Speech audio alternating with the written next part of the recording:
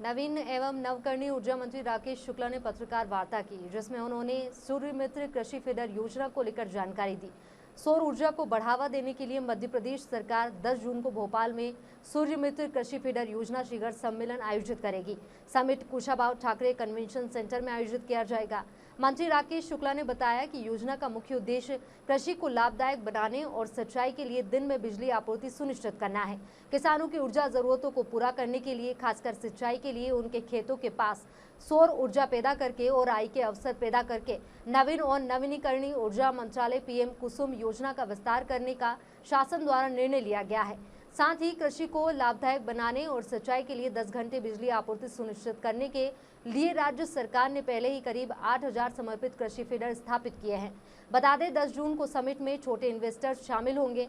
इस योजना के तहत सब स्टेशन लोड की 100% क्षमता पर सौर परियोजनाएं स्थापित की जा सकती है।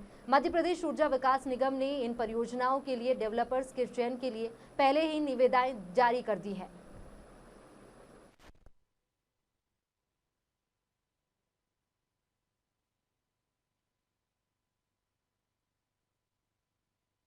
नवकरणीय ऊर्जा के क्षेत्र में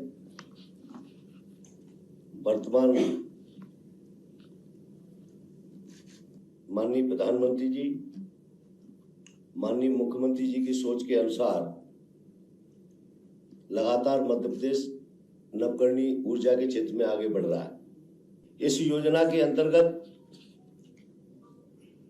कहीं ना कहीं हम किसानों को कैसे दिन में बिजली उपलब्ध कराएं, इसके लिए कुसुम सी योजना के अंतर्गत मध्य प्रदेश में बहुत बड़ा काम करने हम लोग जा रहे हैं। हमारी डबल इंजन की सरकार माननीय प्रधानमंत्री जी के नेतृत्व में और मध्य प्रदेश में माननीय मोहन यादव जी के नेतृत्व में अन्य राज्यों की अपेक्षा यहां पर हर फीडर को अलग करके और उस पर कितने मेगावाट की उत्पादन क्षमता है, उस क्षमता के अनुसार उस पर हमने बिडिंग कराएंगे। निवेशकों को बुलाया है, उसमें निवेशक भी आएंगे। लेकिन एक बड़ी योजना हम लोगों ने जो की है, जो मध्य प्रदेश में, वो ये है कि इसमें किसान की भागीदारी भी है।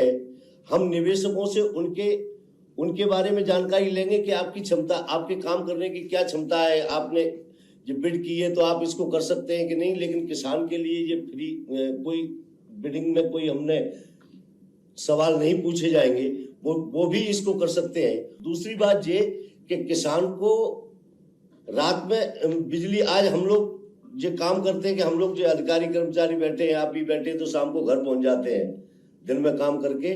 लेकिन हम किसान को कैसे उनको उपलब्ध कराएं बिजली दिन में।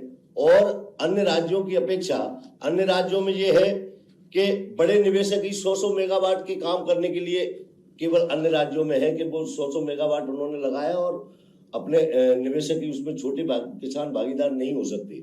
लेकिन मध्य प्रदेश में 5-5 मेगावाट, 10 मेगावाट जैसी हमारी सब स्टेशन की क्षमता है, उस क्षमता के अनुसार हमने बिडिंग करने का काम किया है। अगर आप लेंगे तो आपको डीसीआर मतलब है डोमेस्टिक कंटेंट रिक्वायरमेंट, मतलब जो देसी पैनल है, देश में बने हुए पैनल है, अगर आप सब्सिडी लेंगे तो भारत सरकार की शर्त यह है कि आपको डोमेस्टिक पैनल वाले डोमेस्टिक पैनल ही लगाने होंगे। तो जैसे मैंने उदाहरण दिया, यदि 10 मेगावाट का प्रोजेक्ट में 3 मेगावाट सब्सिडी मिल रही है तो उस 3 मेगावाट में आपको डोमेस्टिक पैनल लगाने होंगे। शेष 7 में लगाना चाहें तो कोई मनाही नहीं है, परंतु पाबंदी नहीं। तो हमने अपने प्रोजेक्ट में सब तरह की पाबंदियों से डेवलपर को मुक्त करने की कोशिश की है। तो हमने ये भी कहा है कि हम 10 मेगावाट पे 3 मेगावाट सब्सिडी उपलब्ध करा सकते हैं, परंतु आपको जबरदस्ती नहीं है कि आप 3 मेगावाट लोगे। आप चाहो तो 3 लो, चाहो तो 2 लो, 1 लो या ना लो। ये फ्लेक्सिबिलिटी भी हमने डेवलपर को दी है।